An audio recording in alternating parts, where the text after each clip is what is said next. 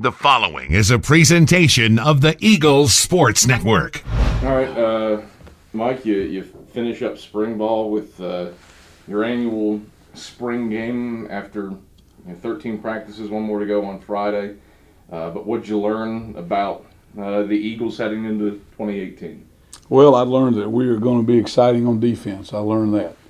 We've got some kids that can run and get to the football and make things happen when they get there, and I'm so excited for those guys. Man, they were impressive this spring, but gosh, they played hard, they played great technique, and they ran to the football and they made things happen when they got there. So I'm very, very excited about them. On offense, we had 4 starting linemen, 2 starting running backs, all out recovering from injuries from last fall and those kind of things. But hey, those kids, the next man up theory of stepping up, the next guy had done a great job. Hadn't been perfect, hadn't been close to perfect, but their effort and their willingness to compete has been awesome. And we wanted to get this done in spring practice. We wanted to compete, and we've done that.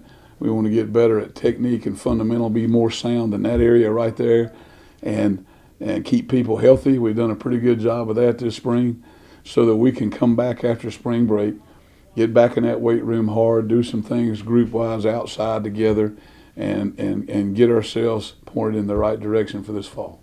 Not a lot of holes to fill on this team from a year ago, but probably the biggest area is wide receiver after Dorian and Darvier graduating. It felt like at least today there's partially an answer at receiver with TJ. He made some highlight reel catches. He did, and I was so happy for him.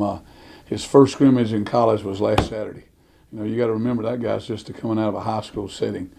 And last Saturday he had a little bit of the big eyes and, made some alignment mistakes. But today he came out there to compete. He's still not where he wants to get to. We need to get him about another 15, 20 pounds on him. Keep Coach Long pushing him hard in that weight room to get stronger. But I think you saw today when that ball goes up in there and 6'5" goes up, wow, he can make some plays, and he did that. So that's a good positive. We got some kids that are here from last year's team at receiver that have gotten better as spring practice went along. We've got a couple kids we know that are coming in this fall.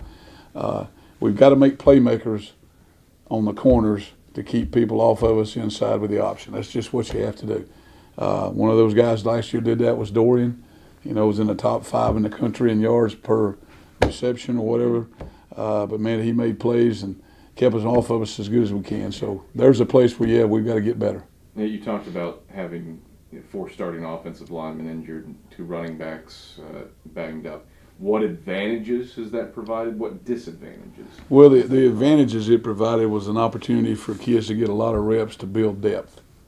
And that's been awesome. We found a couple guys that had this situation not have happened like it was, may not have got that many reps, to be honest with you.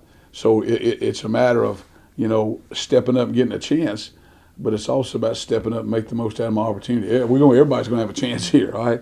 But it's what you do with those chances, what kind of choices you make, how you want to grow and show us that you can play. And every time we've gone out, we've talked about competing. Compete and compete hard. And if you make mistakes, don't worry about it, just compete.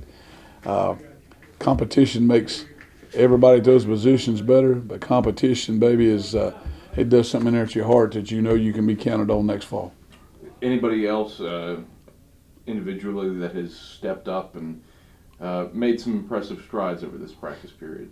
Well, I think our center there, Tavon Murray, has done some things that really showed us that he wants to play, that he can play. He had to play the last couple games of the season when Jordan got hurt, and he's been the man all spring, and he's responded well to that. He really has.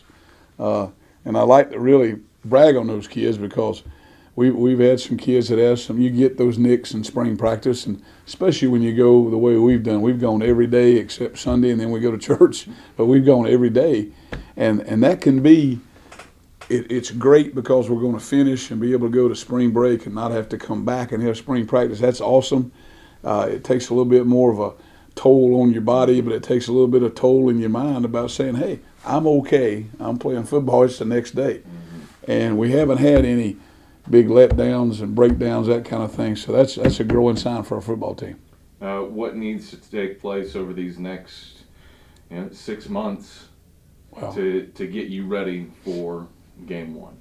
Well, wow, that's going fast too, isn't it? I think number one is those kids in the weight room. I think the next thing is those kids still rehabbing in the training room area. I think what we can do when we get them out on the field in the groups of 8 that we're allowed to do with those guys, and it's going to be about technique and fundamental.